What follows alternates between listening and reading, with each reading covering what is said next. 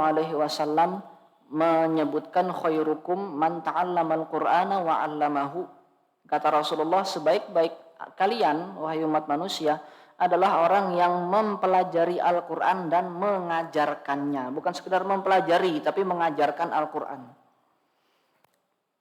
Kalau mau kita lihat rahasia di balik hadis ini, kenapa kok harus diucapkan hadis ini? Seolah-olah Nabi Shallallahu Alaihi Wasallam ingin memberikan dorongan dan motivasi bagi para pengajar Al-Quran. Karena memang kalau kita melihat fakta, antum-antum yang pernah ngajar TPA, yang pernah ngajar ngaji sama anak-anak murid antum, pasti antum akan mengalami kesulitan. Lebih sulit mengajarkan Al-Quran daripada mengajar. Itu fakta. Karena beberapa lembaga yang pernah saya singgahi, kemudian di situ ada pembelajaran Al-Qur'an, ada metode hafal Quran dan seterusnya itu selalu dievaluasi.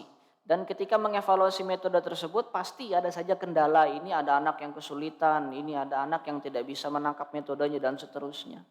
Dievaluasi, ganti metode lagi untuk memudahkan anak-anak. Memang sulit mengajarkan Al-Qur'an itu memang sulit. Nabi Shallallahu Alaihi Wasallam pun ketika mengajarkan Al-Quran kepada para sahabatnya, beliau butuh asisten. Makanya kemarin yang kita pelajari, hadis yang kemarin yang kita pelajari, kata Nabi Shallallahu Alaihi Wasallam, istaqri'u al-Qur'ana min arba'atin. Abdullah ibni Mas'ud, Salim maula Abi Hudzaifah, Ubay ibni Ka'ab, wa Mu'adz ibni Jabal. Ambillah, pelajarilah Al-Quran dari 4 sahabat ini. 4 sahabat ini yang direkomendasikan oleh Nabi Shallallahu Alaihi Wasallam sebagai asisten beliau. Kalau nggak sempat belajar Quran dari beliau, belajarlah dari 4 orang ini. Artinya beliau pun butuh asisten untuk mengajarkan Al-Quran kepada para sahabatnya. Kita kembali kepada hadis tentang atau kemuliaan Zaid bin Tsabit radhiyallahu anhu. Kemarin sudah kita singgung. Ada satu hadis yang diceritakan di sini oleh Al-Imam Az-Zahabi dalam kitabnya Syiar A'lam An-Nubala, Syiaru A'lamin Nubala'i. Kata beliau, waqad qutila abuhu qabla al-hijrati yauma bu'ats. Ayahnya Zaid bin Tsabit ini, yaitu Tsabit bin Dhahhak, telah terbunuh, telah tewas salah satu korban dari peristiwa Bu'ats. Peristiwa Bu'ats yang pernah kita ceritakan, peristiwa di mana perang terakhir dan perang terbesar antara kabilah Aus sama kabilah Khazraj, yaitu perang Bu'ats. Sebelum kemudian masing-masing dari kabilah tersebut mencari sekutu-sekutu untuk memperkuat kubu mereka masing-masing, yaitu peristiwa Bu'ats. Dan salah satu korbannya di sana adalah ayahnya Zaid bin Tsabit. Farubbiya Zaidun yatiman, maka faroba Zaidun yatiman, maka tumbuhlah Zaid bin Tsabit dalam keadaan yatim. Wa kana ahadal azkiyai, dan beliau Zaid bin Tsabit adalah salah satu dari orang-orang yang cerdas dari kalangan Ansor. Falamma hajaran Nabi sallallahu alaihi wasallam aslama Zaidun. Dan ketika Nabi sallallahu alaihi wasallam hijrah ke Madinah, Zaid bin Tsabit ikut berislam bersama dengan kabilah-kabilah yang Islam pada saat itu. Wa huwa ibnu 11 sanatan, dan beliau pada saat Islam, pada saat Nabi sallallahu alaihi wasallam hijrah ke Madinah, Zaid bin Tsabit masih berumur 11 tahun. Tolong dicatat, berumur 11 tahun. Kira-kira umur 11 tahun itu kalau di kita sekarang usia SMP ya Ustaz ya. SD, kelas 6 SD. Belum SMP malah. Kita lihat keistimewaannya. Fa amarahu an-nabiyyu sallallahu alaihi wasallam an yata'allama khattal yahudi liyaqra'a lahu kutubahum. Qala fa inni la amanuhum. Ketika bertemu dengan Zaid bin Tsabit, Nabi Shallallahu Alaihi Wasallam memerintahkan Zaid untuk mempelajari bahasa Yahudi agar nanti menjadi penerjemah. Nah ini setelah Zaid bin Tsabit nanti ada Abu Thalhah, setelah Abu Thalhah ada Abdullah bin Salam. Kalau Zaid bin Tsabit ini sudah berislam, berasal dari kabilah Khazraj, sebagai penerjemahnya Nabi Shallallahu Alaihi Wasallam kalau ada surat yang datang dari orang-orang Yahudi. Nanti ada lagi ahli kitabnya Yahudi yang jadi Islam, yaitu Abdullah bin Salam. Nanti ada setelah Abu Thalhah, kemudian Abdullah bin Salam. Tugasnya kalau Zaid bin Sabit sebagai penerjemah, kalau Abdullah bin Salam sebagai pembukti. Kalau ada hukum yang dimanipulasi oleh orang Yahudi, Rasulullah akan bertanya kepada Zaid bin Salam, Abdullah bin Salam, betulkah dalam Taurat seperti itu isinya? Nanti itu ada, insya Allah ada nanti. Aku tidak percaya, kata Rasulullah, karena demi Allah aku fa innila amanuhum, aku tidak percaya dengan apa yang diucapkan atau dikirimkan oleh orang-orang Yahudi. Seperti itu. Kemudian dalam hadis yang lain disebutkan Atabi an-Nabi sallallahu alaihi wasallam, Zaid bin Sabit sendiri yang menceritakan kepada anaknya yaitu Khurijah bin Zaid. Beliau berkata, Ata bin Nabi sallallahu alaihi wasallam maqdamahu al-Madinata. Suatu ketika Rasulullah baru datang ke Madinah, kemudian aku disodorkan kepada Nabi sallallahu alaihi wasallam. Faqalu, kemudian mereka berkata, orang-orang Ansor berkata pada saat itu, ya Rasulullah, hadza ghulamun min Banin Najjar. Wahai Rasulullah, ini ada anak kecil dari kalangan keluarganya Najjar, Bani Najjar. Wa qad qara'a mimma unzila 'alaika sab'a asyrata suratan, dan dia bisa membaca, menghafalkan 17 surat yang sudah diturunkan kepada Anda. Sudah hafal 17 surat, sab'a asyrata suratan. Kemudian dites sama Rasulullah, betulkah? Faqara'tu ala Rasulillah sallallahu alaihi wasallam, kemudian aku membacakan 17 surat itu di hadapan Nabi sallallahu alaihi wasallam, fa'ajabahu dzalika. Kemudian Rasulullah langsung takjub. Langsung ditandain sama Rasulullah, ini anak cerdas. Wa qala ya Zaid, kemudian Rasulullah berkata, wahai Zaid, ta'allam li kitaba Yahudin, pelajari untukku tulisan atau bahasanya orang-orang Yahudi. Fa inni wallahi, karena sungguhnya aku demi Allah, ma amanuhum ala kitabi, aku tidak mempercayai mereka dari tulisan-tulisan yang sampai kepadaku.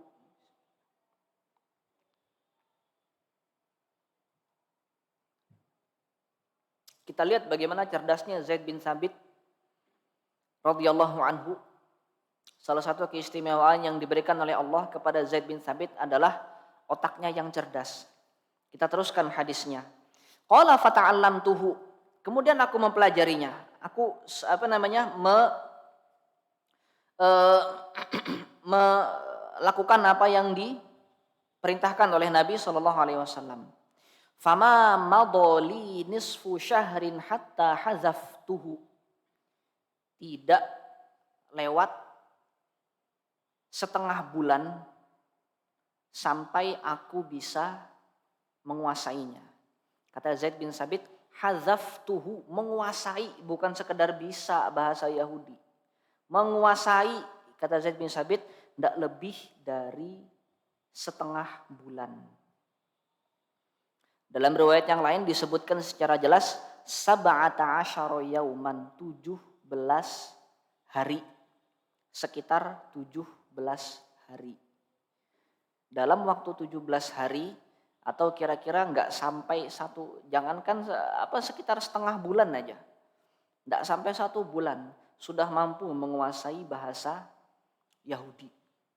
Luar biasanya Zaid bin Sabit. Luar biasanya Zaid bin Sabit, luar biasanya juga Nabi Shallallahu Alaihi Wasallam. Ini kita bisa ambil hikmah di sini. Bagaimana seorang guru, salah satu metode belajar, metode mengajar yang diajarkan oleh Nabi Shallallahu Alaihi Wasallam adalah hendaknya seorang guru, seorang ustadz bisa atau mampu melihat potensi yang ada yang dimiliki oleh murid-muridnya.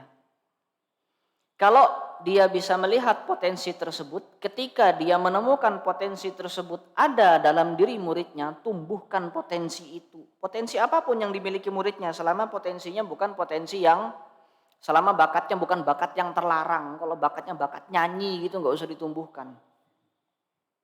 Selama bakatnya bukan bakat yang terlarang, secara syar'i, tumbuhkan bakat tersebut. Ini yang dilakukan oleh Nabi SAW ketika melihat cerdas anak ini. Jangan disia-siakan. Dipanggil oleh Nabi SAW waktu itu butuhnya apa? Butuhnya adalah penerjemah bahasa Yahudi. Suruh belajar kamu bahasa Yahudi. Dan ternyata benar. Zaid bin Sabit bisa bisa menunaikan tugas tersebut dalam waktu yang teramat sangat singkat. Artinya di sini seorang guru harus mampu melihat potensi atau bakat yang dimiliki oleh murid-muridnya, sebagaimana yang dilakukan oleh Nabi Shallallahu Alaihi Wasallam. Seperti apa kalau menurut pengalaman pribadi saya, ini bukan hadis loh. Pengalaman pribadi saya, bagaimana cara melihat potensi dari murid-murid yang kita ajar? Ada dua cara. Kita melihat minatnya, makanya ada istilah minat dan bakat kan seperti itu. Kita melihat minat atau kecenderungan, kalau bahasa sekarang itu passionnya anak-anak murid kita itu lebih cenderung atau lebih suka dalam bidang apa. Kita lihat bakatnya. Dari situ bisa terlihat, dari minat itu bisa terlihat apa yang ingin dicapai oleh si anak itu tadi. Itu metode yang pertama, bisa kita lihat dari minatnya. Yang kedua, bisa juga kita lihat dari kita tes, kita uji.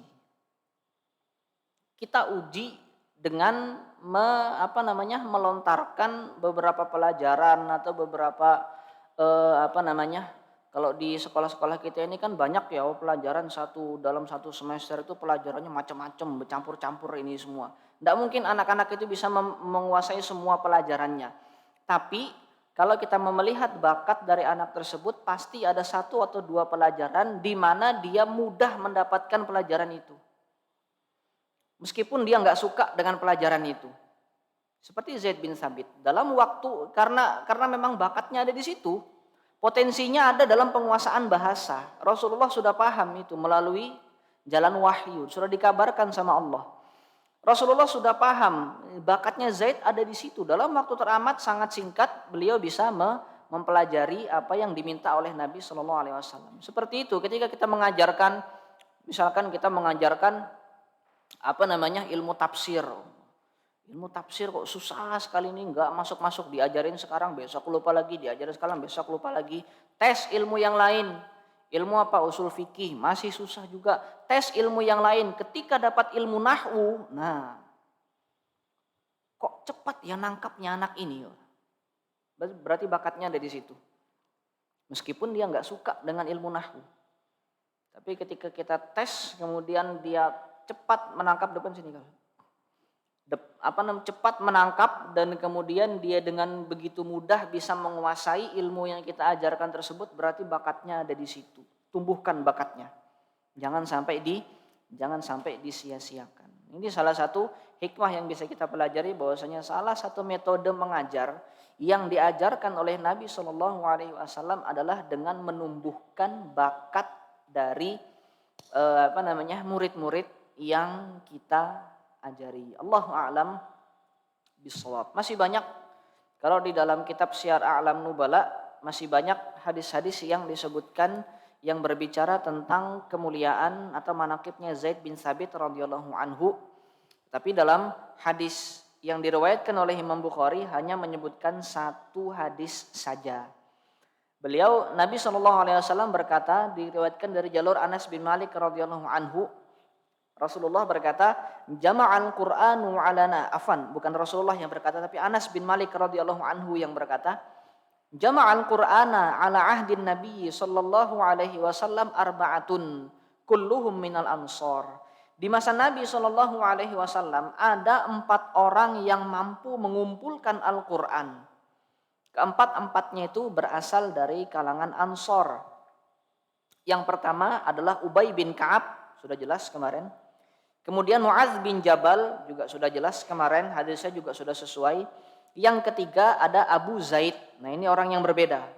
Berbeda dengan hadis yang kita pelajari kemarin, Istaqri'ul Quran itu. Ada 2 orang yang berbeda, yaitu Abu Zaid dan Zaid bin Thabit radhiyallahu anhum ajma'in.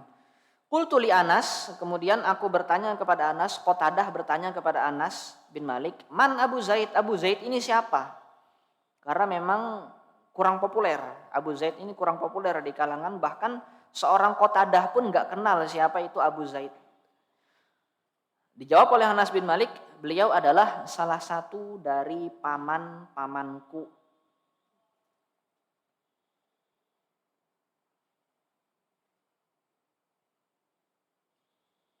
Mereka adalah Abu Zaid itu adalah salah satu dari paman-pamanku, keluarganya Anas bin Malik radhiyallahu anhu.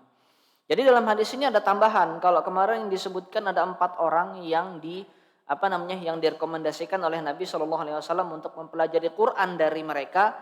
Di sini ada tambahan lagi yang menyebutkan tentang, kalau kemarin kan rekomendasinya dari Rasulullah langsung yang 4 orang itu. Kalau ini rekomendasinya dari Anas bin Malik. Jadi tambahan dari Anas bin Malik ada 2 orang. Selain yang 4 orang kemarin ada 2 orang tambahan Anas bin Malik, yaitu Abu Zaid dan Zaid bin Thabit. Jadi nggak ada pertentangan antara hadis yang kemarin istaqri'u itu dengan hadis ini, nggak ada pertentangan. Kalau yang kemarin itu rekomendasinya dari Rasulullah, kalau yang ini rekomendasinya dari Anas bin Malik radhiyallahu anhu. Apakah bid'ah? Menambah, kata Rasulullah 4 orang aja. Ditambah sama Anas bin Malik jadi 2 orang. Apakah bid'ah?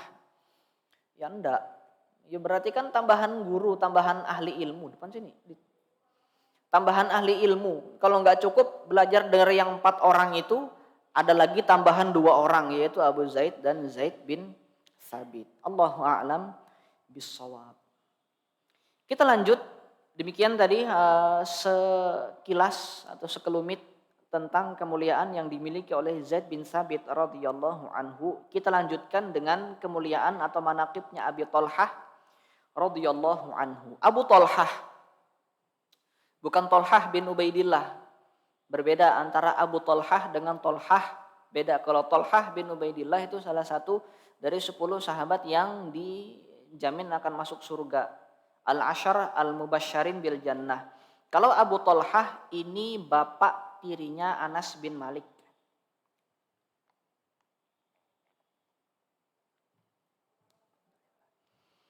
Suami dari Ummu Sulaim. Bapak tirinya Anas bin Malik. Apa hadisnya? Hadis ini bercerita tentang sebuah kisah yang menggambarkan bagaimana keberanian seorang Abu Thalhah, bukan sekedar keberanian, tetapi juga kepiawaian dalam berperang, kemudian kecintaannya kepada Nabi Shallallahu Alaihi Wasallam yang sampai rela berkorban nyawa. Lebih baik beliau yang mati daripada Nabi Shallallahu Alaihi Wasallam mati. Jadi kita tentu sudah sudah sering mendengar kisah tentang perang Uhud, di mana ketika Nabi kaum muslimin pasukannya kocar-kacir setelah diberantakin dengan strategi yang dibuat oleh Khalid bin Walid pada saat itu. Akhirnya ketika sudah kocar-kacir pasukan kaum muslimin, sebagian dari kaum muslimin kemudian lari. Sebagian dari kaum muslimin di perang Uhud lari, menyelamatkan diri. Sebagian lagi tetap bertahan melindungi Nabi Shallallahu Alaihi Wasallam. Salah satu yang bertahan itu adalah Abu Thalhah radhiyallahu anhu. Nama asli beliau adalah Zaid. Kalau tadi Zaid bin Thabit, kalau ini Zaid bin Sahl. Zaid bin Sahl bin Al-Aswad bin Haram Al-Ansari Al-Khazraji An-Najjari. Sama juga satu keluarga dengan Zaid ini tadi. Sama berasal dari kabilah Khazraj dan sama berasal dari Bani Najjar.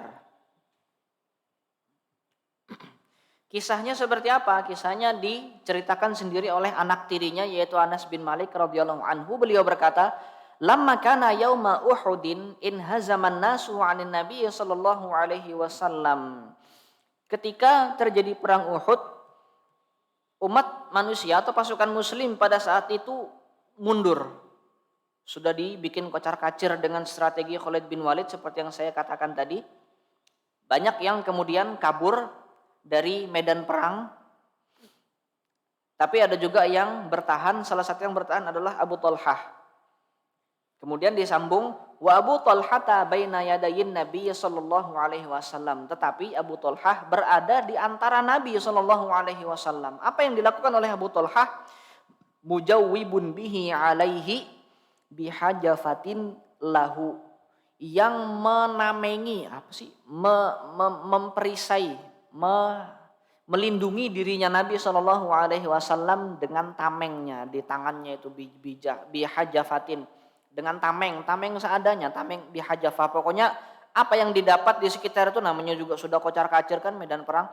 Apa yang didapat di sekitar di sekitar beliau untuk melindungi Nabi Shallallahu Alaihi Wasallam ini diangkat oleh Abu Talhah untuk melindungi Rasulullah. Bukan untuk melindungi diri sendiri, tapi untuk melindungi Rasulullah. Jadi gambarannya itu Rasulullah itu ada di belakangnya Abu Talhah. Jadi ukuran dada beliau ada di depan dadanya Abu Talhah ada di depan dadanya Rasulullah Shallallahu Alaihi Wasallam, sambil melindungi seperti ini, dirangkul Rasulullah, kemudian dilindungi dari serangan panah-panahnya musuh itu tadi. Pakai panah, karena kan pasukannya Khalid bin Walid kan dari atas Gunung Rumat itu manahin dari bawah. Artinya dari bawah juga melindungi dari panah-panah seperti itu. Wa kana Abu Talhah rajulan ramiyan syadidal qiddi. Kata Anas bin Malik, Abu Talhah adalah salah satu seorang yang memiliki kepiawaian di dalam memanah. Wah. Jadi ini tidak semua sahabat Rasulullah yang piawai dalam menggunakan senjata dalam perang. Ada yang hebat menggunakan pedang, ada yang hebat menggunakan tombak, ada yang hebat dalam berkuda. Itu kan perlu keterampilan sendiri ya. Sambil berkuda, sambil mengendalikan kudanya, sambil nebas musuh, itu kan butuh keterampilan sendiri itu. Nah, keterampilan yang dimiliki Abu Talhah adalah keterampilan memanah. Jadi beliau kalau bahasa kita tuh ini bidik gitu kan. Kalau zaman kita main kelereng itu kan, bidik nih. Jadi Abu Talhah tuh bidik. Jadi kalau kalau manah itu, jadi ini saingan kuatnya Khalid bin Walid. Khalid bin Walid dari atas manahin, Abu Talhah dari bawah melindungin. Nanti kita lihat di sini apa yang dilakukan Abu Talhah. Yaksiru yauma idzin qausaini aw salasan, sampai beliau mampu memecahkan dua atau tiga busur sekali panah. Jadi yang disasar itu kalau perang itu kan banyak ya sasarannya ya. Ada yang langsung nyasar ke kepala, ada yang langsung nyasar ke badan. Kalau Abu Talhah itu saking hebatnya manah nih, yang disasar itu busurnya orang, busurnya musuh. Bisa nggak kita itu kalau kalau manah orang gini aja udah kelihatan badannya kan tekek, langsung kena. Busur itu lo kecil dari jauh kelihatan itu. Bisa nggak kita kira-kira sekali tembak tuh langsung kena busurnya musuh? Saking hebatnya Abu Talhah itu. Sekali tembak itu kalau kena busurnya musuh itu bisa sampai memecahkan 2 atau 3 busur musuh dalam sekali tembak. Luar biasa itu. Jadi busurnya dulu yang dipecahkan. Ini salah satu strategi perang juga. Kalau kita belum mampu menumbuk, ibarat kata nyerang orangnya, hancurkan dulu senjatanya. Sudah kehabisan senjata, baru kita habisi orangnya. Salah satu strategi perang seperti itu. Wa kana rajulu yamurru ma'ahu al-ju'batu minan nabli. Kemudian di dalam keadaan itu Rasulullah sallallahu alaihi wasallam melihat ada salah satu pasukan musuh, tidak disebutkan namanya di sini siapa, yang memegang anak panah, memegang tempat yang biasa buat naruh anak panah itu kan. Ditaruh dibawa gini sambil lari-lari. Dipanggil sama Rasulullah, fayaqulu unsurha li Abi Talhah, dipanggil sama Rasulullah, itu anak panah kasihkan sama Abu Talhah. Dalam keadaan genting nih, jangan coba-coba menyerahkan sebuah perkara kepada orang yang bukan ahlinya. Jadi Abu Talhah pertamanya tuh hanya pegang tameng gini aja, cuman bertahan aja gini, menghindarkan anak-anak panah itu dari agar tidak kena ke Nabi Shallallahu Alaihi Wasallam. Kemudian Rasulullah ngelihat ada salah satu pasukan yang bawa anak panah, bawa tabungnya itu yang isinya anak panah itu, dipanggil sama Rasulullah, kasih itu ke Abu Thalhah, dia yang hebat memanah. Diambil sama Abu Thalhah. Kemudian jadi sambil ini hebatnya Abu Thalhah, sambil menamengi, sambil nembak panah ke musuh. Bisa nggak kita gitu? Hebat, sambil apa namanya, sambil melindungi tameng, sambil megang tameng gini, sambil nembak panah tuh sak ke atas Jabal Rumat itu. Jadi itu masih balas-balasan panah itu. Pada saat itu masih berbalas bukan berbalas pantun, berbalas panah. Fa asyrafa Nabi sallallahu alaihi wasallam yanzuru ilal qaumi. Kemudian Nabi sallallahu alaihi wasallam, ya karena posisi beliau sebagai pemimpin, beliau ingin melihat bagaimana keadaannya. Kan ini kalau gambarannya kan tunduk begini, kemudian kepalanya ditamengin sama Abu Thalhah. Tapi Rasulullah ingin melihat keadaan pasukan beliau. Kayak apa ini keadaan umat muslim ini? Jadi beliau seperti apa namanya? Kalau bahasa kita tuh kayak noong tuh. Apa namanya, kayak ngelihat begitu. Mana itu? Kayak apa keadaannya itu? Dari balik tamengnya itu. Dilarang sama Abu Thalhah. Ya Nabi Allah, bi abi anta wa ummi, wahai Nabi Allah,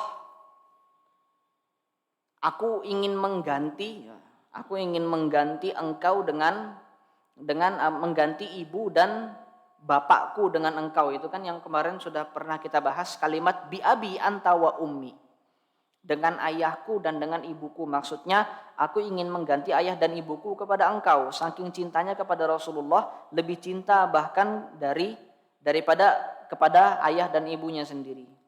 Dilarang sama Abu Thalhah, dilarang. La tusyrif, kata Abu Thalhah. Wahai Rasulullah, wahai Nabi Allah, jangan noong.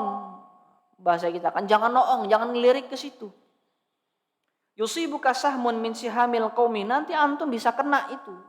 Apa namanya, hujan anak panah itu nanti antum bisa kena. Hati-hati, jangan noong gitu. Tenang aja, nahri duna nahrika.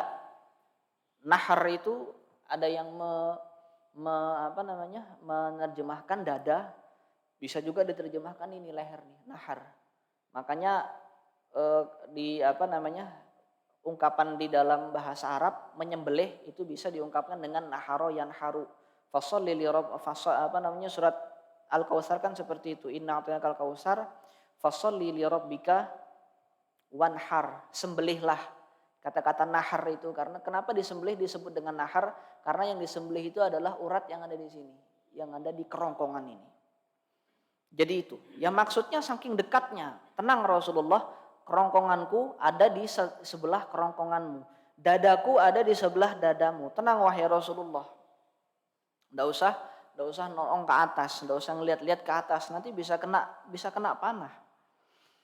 Walaqad ra'aitu Aisyah binta Abi Bakar wa Umma Sulaim.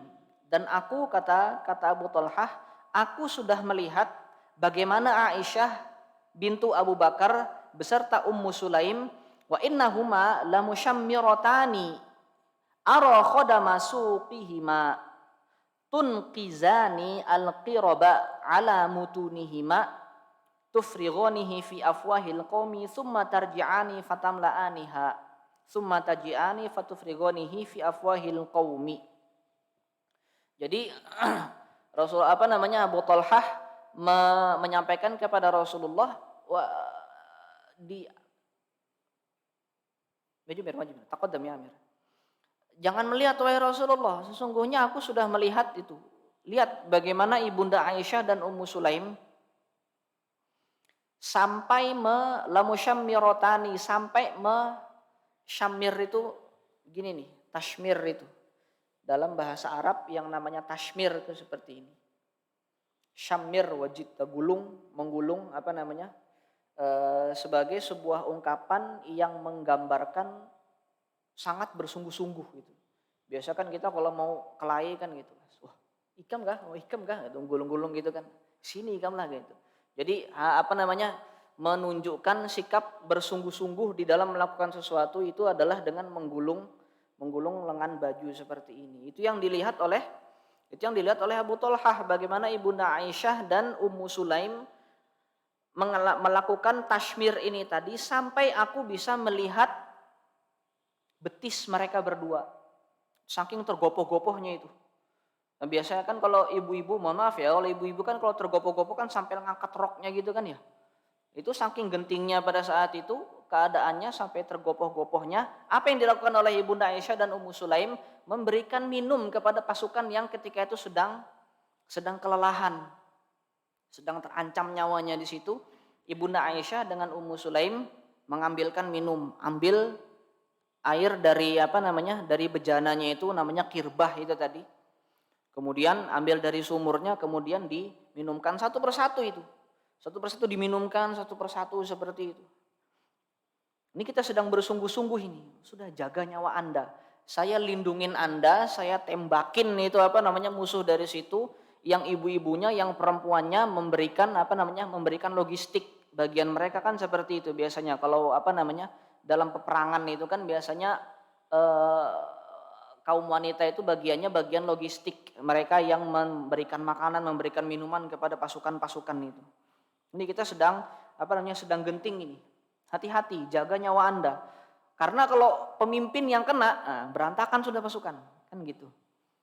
Ini Anda jangan sampai kena di sini. Meskipun sebenarnya ya namanya perang zaman dahulu kan sekuat tenaga seperti apapun kita melindungi diri ya tetap aja kena. Bahkan diriwayatkan pada saat itu giginya Nabi SAW itu bisa sampai tanggal itu kena tombak. Gigi tanggal kena tombak, bukan ditonjok loh Pak, kena tombak. Tombak itu gede, kena gigi, gimana rasanya kira-kira? Tombak yang segitu gede itu. Ngeri memang, gambaran perang zaman dulu ngeri. Di sini bisa terlihat bagaimana seorang Abu Thalhah bahkan rela mengorbankan nyawa, keberanian beliau, kecintaan beliau kepada Nabi SAW, rela mengorbankan nyawa. Di samping itu beliau juga memiliki kepiawaian. Jadi keberanian beliau ini punya modal. Maksud saya begini, biasanya orang-orang yang berani betul-betul berani loh ya, bukan sekedar bukan sekedar kayak macan ompong, bukan. Biasanya orang-orang yang berani ini dia punya modal.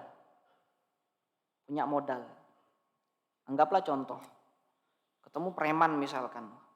Preman suka petantang-petenteng ke sana kemari, dicari polisi ke sana kemari, mau ditangkap ke sana kemari, tidak ketemu-ketemu, ternyata punya ilmu menghilang misalkan. Berarti premannya punya modal. Dia petantang, dia bisa berani petantang petenteng kemana-mana karena dia merasa hebat karena sudah punya ilmu menghilang ini tadi. Biasanya orang berani seperti itu. Ini bisa kita ambil pelajaran dari sini. Kalau kita ingin menjadi sosok yang pemberani, modali diri banyak-banyak. Kalau kita mau menjadi sosok yang berani untuk ceramah di depan umum, modali diri dengan ilmu. Kalau kita mau menjadi sosok yang berani untuk berperang, modali diri dengan kepiawaian dalam berperang.